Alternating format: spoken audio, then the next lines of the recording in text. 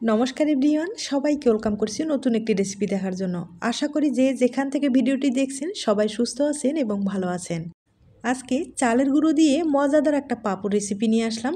এই পাঁপড়টা তৈরি করা কিন্তু একবারে সহজ, তাছাড়া তৈরি করে আপনারা বছর জুড়ে সংরক্ষণ করে খেতে পারবেন। পাঁপড়টা তৈরি করার জন্য প্রথমে 100 গ্রামের মতো শুকনো চালের গুঁড়ো নিলাম, আর এটা কিন্তু আতপ চালের গুঁড়ো। ছোট্ট একটা চামচ দিয়ে 1 চামচের মতো ময়দাটা ব্যবহার করলাম। স্বাদ অনুযায়ী একটু লবণ দিলাম, আর নর্মাল জল দিয়ে একটা পাতলা করে বেটার তৈরি করে নিতে হবে। চালের গুঁড়োর এই পাঁপড়গুলো খেতে কিন্তু খুবই টেস্টি হয়, আর এতটাই কুড়মুড়ে আপনারা একবার খেলে কিন্তু বারবার খেতে যাবেন। তবে যারা খেয়েছেন তারা তো অবশ্যই জানেন এর স্বাদটা কী রকম, আর যারা খাননি অবশ্যই কিন্তু বাড়িতে একবার হলেও ট্রাই করতে পারেন।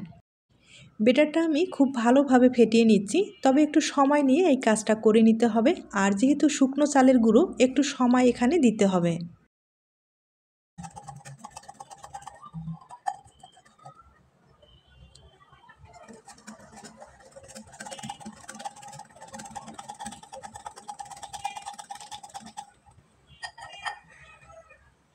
এবার এখানে বেকিং পাউডার দিয়ে দিব, তবে হাফ চামচেরও কম একটু বেকিং পাউডার দিয়ে দিলাম।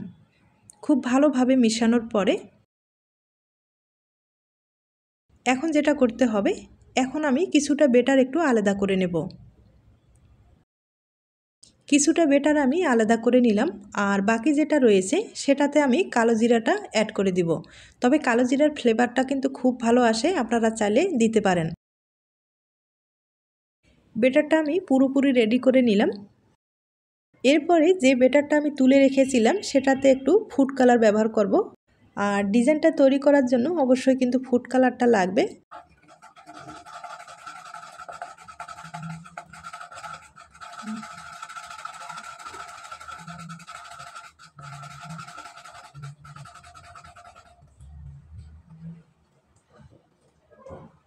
আমি একইভাবে এবার আরেকটা ফুড কালার ব্যবহার করব। তবে আপনাদের ক্ষেত্রে যদি ফুড কালারটা পছন্দ না হয় তাহলে কিন্তু স্কিপ করতে পারেন। ডিজাইনটা বাদ দিয়ে সাদা যে পাঁপড়টা সেটাই কিন্তু তৈরি করে নিতে পারেন। বেটারগুলো সবগুলো আমি রেডি করে নিলাম। এখন যেটা করতে হবে, প্লেট নিয়েছি একটা স্টিলের প্লেট, তবে স্টিলের প্লেট কিন্তু অবশ্যই লাগবে, আর হালকা করে একটু তেল লাগিয়ে নিতে হবে। এবার বেটার দিয়ে দিতে হবে।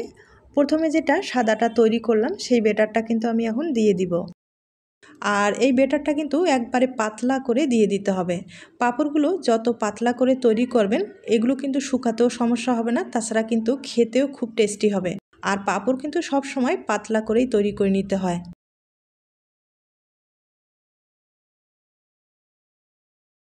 বেটারটা আমি খুব ভালোভাবে দিলাম, একবারে পাতলা করেই কিন্তু দিলাম। এবার ডিজাইনটা তৈরি করার জন্য ফুড কালারগুলো ব্যবহার করব। ফুড কালারগুলো দুইটা প্লাস্টিকের ব্যাগে কিন্তু ভরিয়ে নিয়েছি, আর ছোট্ট করে কেটে নিলাম, দেখে হয়তোবা বুঝতে পেরেছেন। এবার আমি উপরে একটু ডিজাইন তৈরি করে নিচ্ছি। এখানে কিন্তু আপনার মনের মতো করে ডিজাইন তৈরি করে নিতে পারেন। আর আমি আবারও বলছি, এই পাঁপড়গুলো কিন্তু খুব পাতলা করেই তৈরি করে নিতে হবে, তাহলে কিন্তু খেতে খুব টেস্টি হবে।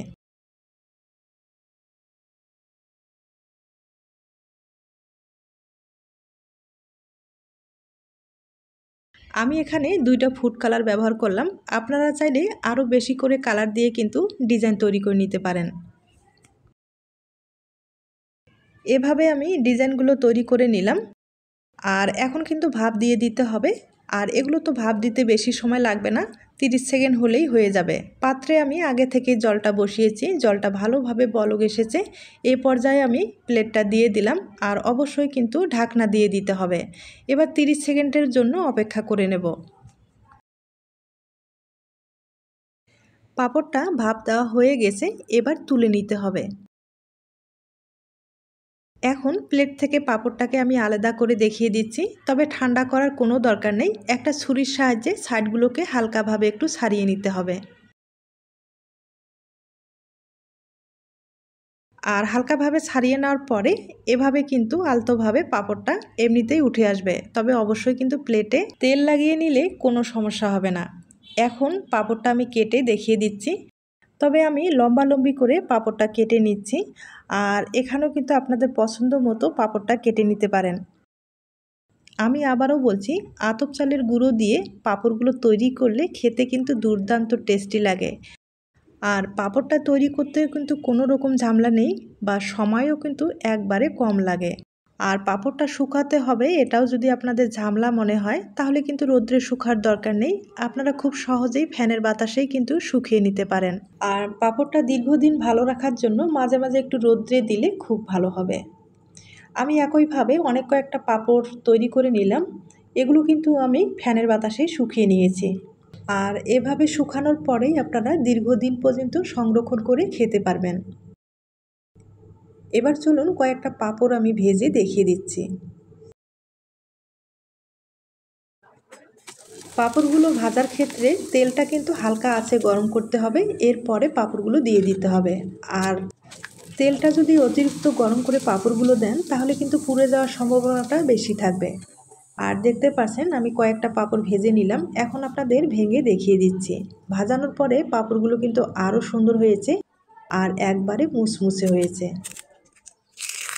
রেসিপিটি ভালো লাগলে অবশ্যই বাড়িতে একবার হলেও ট্রাই করবেন। সবাই অনেক বেশি ভালো থাকবেন। নমস্কার।